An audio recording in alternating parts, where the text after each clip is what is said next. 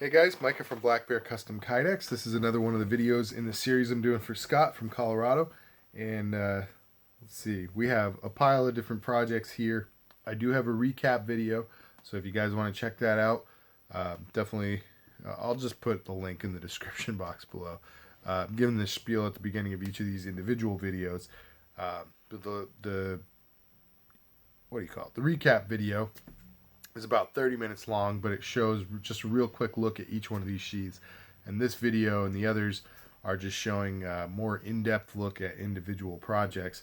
So this one is going to be talking about the two knives that have the K-Bar Becker BK series. So we've got the BK-2 and the BK-9. This is the 2. And this is the 9. Both of these are very, very well-known, legendary knives. I wouldn't necessarily call them budget knives, but they're not very expensive. So you can get both of these for around between 80 and $100. I think is roughly where they fall. And when you start comparing that to a lot of other knives that have their capability, I would definitely consider them to be on the budget side. They're very, very good quality knives, especially when you consider the money. You get a lot of bang for your buck. So I'm a huge fan of both of these. All right, first up, we've got the BK-2. This guy is in Storm Gray with Cryptek Altitude over it. So a really cool color combination there. It has a lot of gizmos on it. So we're looking at a leather dangler. And we can see that the dangler is directly fixed to the sheath. Then we have, it's also a double layered dangler, which is super rugged. We also have this carrier plate that holds molly locks on it.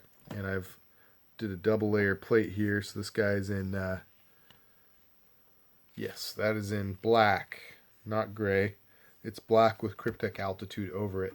The reason I use black is because the gray that we're using here doesn't come in thick enough Kydex for me to use, or well, I guess I could just layer it, but I like using the 1/8 inch thick black Kydex plates that are out there. You can get 0.125 inch thick sheets, and then I cut that down. It's just super rugged, so if I add another layer of an accent color over that, the thing is just about unbreakable. Just makes the sheath super versatile. So, all right, so what you see here are molly locks, leather dangler, and then for another attachment, we've got an Exotac fire rod, which is an excellent ferro rod option from Exotac. Just really high quality gear. All the stuff they put out is really fantastic. It's a little bit snug in the holder right now. Not as much as I just made it look like, but not so bad. It's a very smooth draw. It's just kind of snug. So as you use it, obviously you're going to shrink the rod and it's going to become loose in there, and you'll eventually be very reliant on the fact that there is elastic shock cord attached. For now it's just kind of a pleasantry, but later it's going to be a necessity. So what you want to do is just loop that around the bottom of the rod and then push it the rest of the way through. And there you go. This is a nice little sheath setup, and retention on this is very nice. There's no rattle, no play in this, and you can very easily draw that with one hand. The dangler I have on here currently is, this is mahogany with black edge coat on it. So you get a nice black border around a mahogany strap. I really love the look of that. Alright, next up we have the BK-9, and this sheath is Storm Gray with Cryptek Coyote Brown, which I think just looks really cool together. I think he had let me choose the color combination on this one. I'm pretty sure. Some of them I chose, some of them he chose.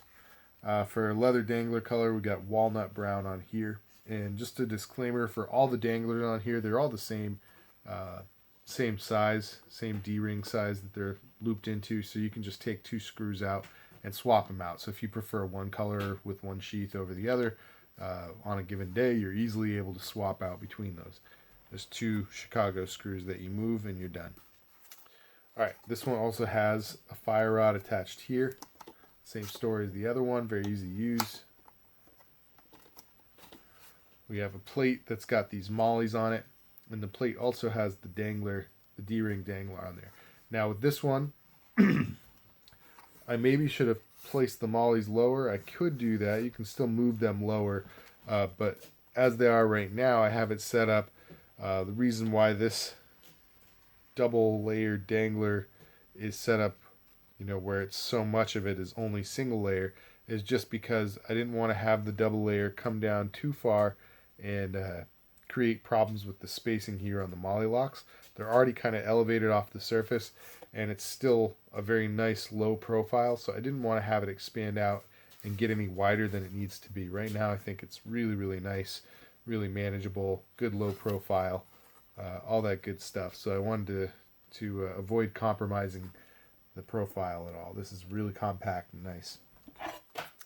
As far as the retention goes, the BK-9 is just one of those knives that lends itself to extremely good retention, where you have nice, no rattle, no play, secure in the sheath, but also a very, very smooth draw. I'm not really sure what it is, but the BK-9, supremely smooth. So those are the 2 sheaths I have for you right here, these Becker BK series. Let me know which one you like more. I know it's like apples and oranges. They're totally different size knives, different purposes that they serve. But give me your opinions down below. Let me know if you've had or used either or both of these, what you think of them, and which one of these you like better. So comment down below if you like these sheaths. If you like this video, hit that like button. If you like the channel, subscribe. And appreciate you tuning in. Stick around for the next one, guys. God bless.